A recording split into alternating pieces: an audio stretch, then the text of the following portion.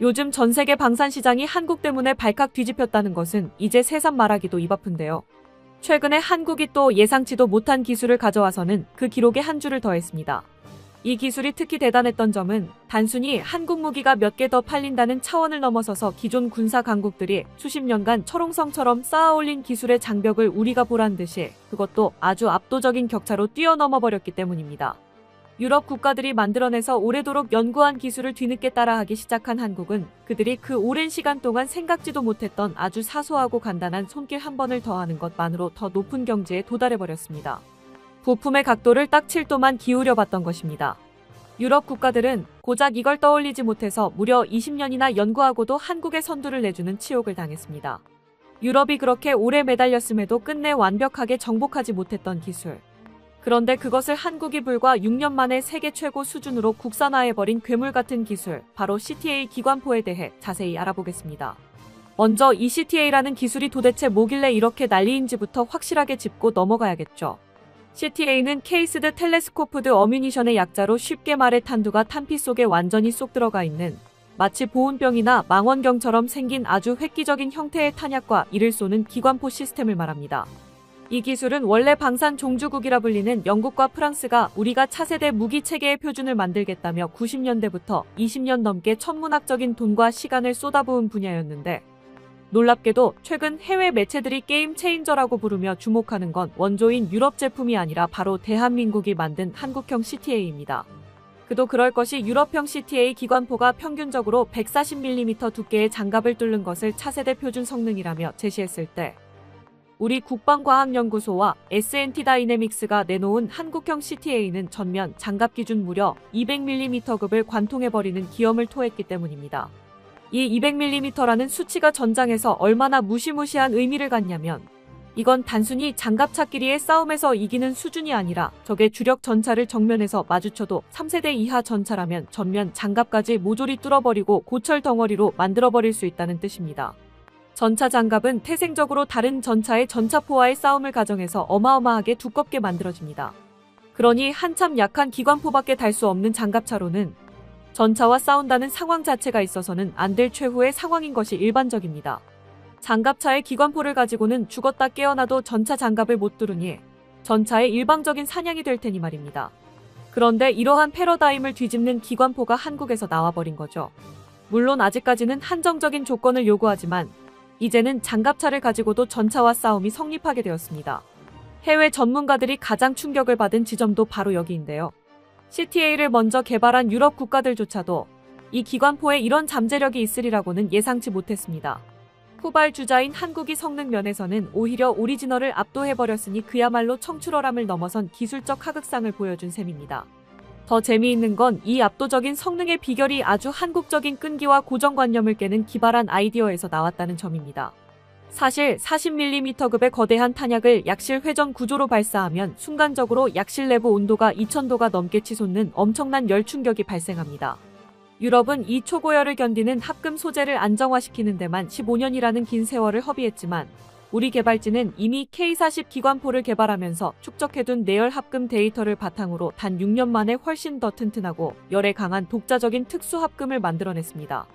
게다가 탄피가 빠져나가는 속도를 높이기 위해 회전축을 기존 서방 방식과 다르게 7도 정도 살짝 비틀어 설계했는데 이 미세한 7도의 마법이 카트리지 배출 속도를 9%나 높이고 탄약이 발사될 때의 에너지 손실을 최소화해 관통력까지 비약적으로 끌어올리는 신의 한 수가 되었습니다.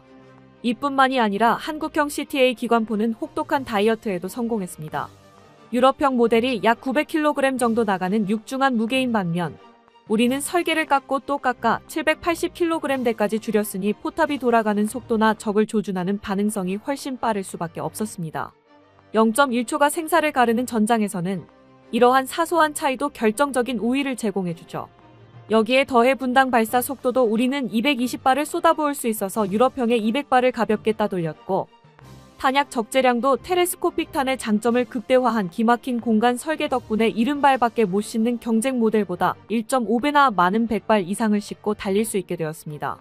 전장에서 탄약 30발이 더 있다는 건 전투 지속 시간이 35% 이상 늘어난다는 얘기니 군인들 입장에서는 그야말로 목숨과 직결되는 차이인 겁니다. 그런데 이 기술이 진짜 무서운 이유는 성능도 성능이지만 바로 돈, 즉 경제적 파급력과 수출 구조의 혁명 때문입니다.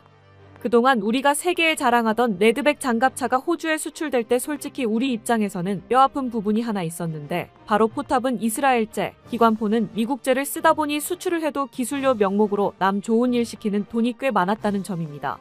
하지만 이 한국형 CTA 기관포가 레드백의 차세대 모델의 표준 장착 무장으로 통합되는 순간 레드백 플랫폼 전체의 국산화율은 85% 이상으로 치솟게 됩니다.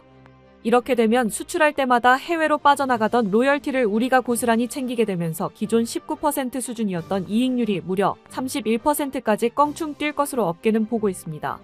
영국이나 프랑스가 보통 무기 수출액의 8%에서 12% 정도를 기술료로 떼어가는 관행을 생각하면 우리는 이제 기술 독립을 넘어 돈 버는 구조, 즉 수익 생태계까지 완벽하게 우리 것으로 바꿨다고 볼 수 있는 겁니다.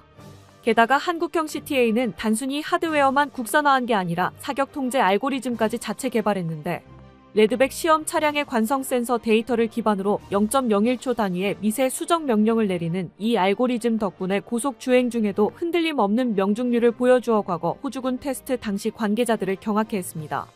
이처럼 한국은 이제 전차, 자주포, 전투기 같은 크고 복잡한 무기뿐만 아니라 거기 들어가는 더 작은 단위의 부품들까지 놀라운 기술력으로 국산화해내고 있는데요. 특히 CTA 기관포의 사례와 같이 포와 탄약을 발전시키는 데에는 완전히 혈안이 되어 있습니다. 우크라이나 전쟁이 장기화되면서 전 세계적으로 포탄씨가 말랐다는 뉴스 많이들 보셨을 겁니다. 미국과 유럽조차 냉전 이후 군비를 축소하며 생산 라인을 줄여놓은 탓에 급증하는 수요를 감당하지 못해 쩔쩔매는 상황에서 전 세계에 러브콜이 쏟아지는 곳이 바로 한국의 탄약 생산 기업 풍산입니다. 조만간에 전쟁이 끝날 기미가 보이고는 있지만 사실 진짜 세일즈는 지금부터라고 볼 수 있습니다. 우크라이나가 겪었던 비극이 자기 일이 되지 않도록 공포에 질린 전 세계가 무기 비축을 위해 목에 핏대를 세우고 달려들기 시작한 상황이기 때문입니다. 그런데 왜 하필 전 세계가 한국산 탄약에 열광할까요? 이건 단순히 우리가 물량을 많이 찍어낼 수 있어서만은 아닙니다. 가장 큰 이유는 바로 압도적인 신뢰성 때문입니다. 얼마 전까지 러시아가 북한산 포탄을 급하게 수입해서 전선에 투입했다가 불발률이 70%에 달하고 심지어 포신 안에서 탄이 터져버려 아군이 몰살당하는 사고가 빈번하다는 소식이 외신을 통해 여러 차례 전해졌던 바 있죠. 반면에 한국산 탄약은 45도가 넘는 중동의 뜨거운 사막부터 영하 30도가 넘는 동유럽의 혹한기까지 그야말로 지구상 모든 극한 환경에서 완벽하게 작동하도록 혹독하게 테스트를 거친 제품들입니다. 과거 우리 탄약 기업들은 납품 과정에서 군 수뇌부가 오히려 너무 무리하는 것 아니냐고 만류할 정도로 가혹한 조건의 실험을 자처했는데요. 풍산 연구진들은 생산 라인을 새로 세우면서까지 미세 균열을 잡고 화약 배합을 다시 하는 집요함을 보였고 그 결과가 지금 전 세계 어디에 내놓아도 한국산은 쏘면 무조건 터진다는 절대적인 믿음을 만든 겁니다. 이런 기술력과 신뢰 덕분에 지금 풍산의 장부에는 계약 부채가 급격히 쌓이고 있습니다. 회계 용어라 어렵게 들리지만 이건 빚이 아니라 이미 고객한테 돈은 받았고 물건만 만들어주면 되는 사실상 확정된 미래의 이익입니다.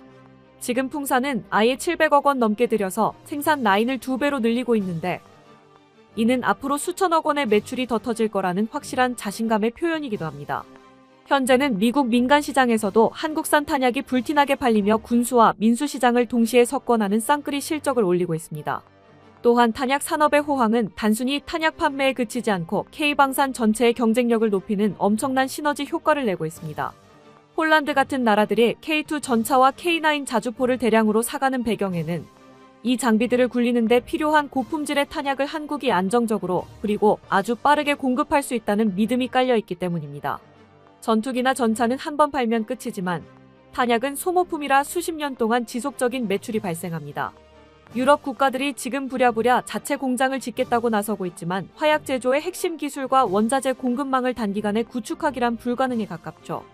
결국 유럽이 탄약을 직접 생산하려 해도 원자재나 핵심 기술은 다시 한국에 의존해야 하는 구조가 형성되고 있는 것이며 이는 한국이 글로벌 방산 공급망의 최상위 포식자로 자리 잡아가고 있음을 의미합니다. 특히 차륜형 장갑차인 K808의 화력 강화형 모델에 ECTA 기관포가 적용될 경우 기존 30mm급 대비 65% 이상의 관통 효율 상승이 예상되는데 이는 중동 시장에서 약 20억 달러, 우리 돈으로 2조 6천억 원 규모의 잠재 수출 시장을 열어젖히는 열쇠가 될 것입니다. 최고의 방호력을 가진 레드백 장갑차라는 플랫폼, 그 위에 얹혀지는 세계 최강 성능의 한국형 CTA 기관포, 그리고 그 안에서 불을 뿜는 압도적 신뢰성의 고품질 탄약까지 이 모든 것을 하나의 패키지로 묶어서 제공할 수 있는 나라는 이제 전 세계에서 한국이 유일한 대안이 되어가고 있습니다. 유럽이 20년 걸려 만든 기술을 우리는 6년 만에 추월해버리는 저력, 그리고 위기의 순간에 빛을 발하는 한국 제조업 특유의 뚝심과 완벽주의. 이것이 바로 지금 전 세계가 K-방산을 두려워하면서도 동시에 열광할 수밖에 없는 이유가 아닐까요? 끝까지 시청해주셔서 감사합니다.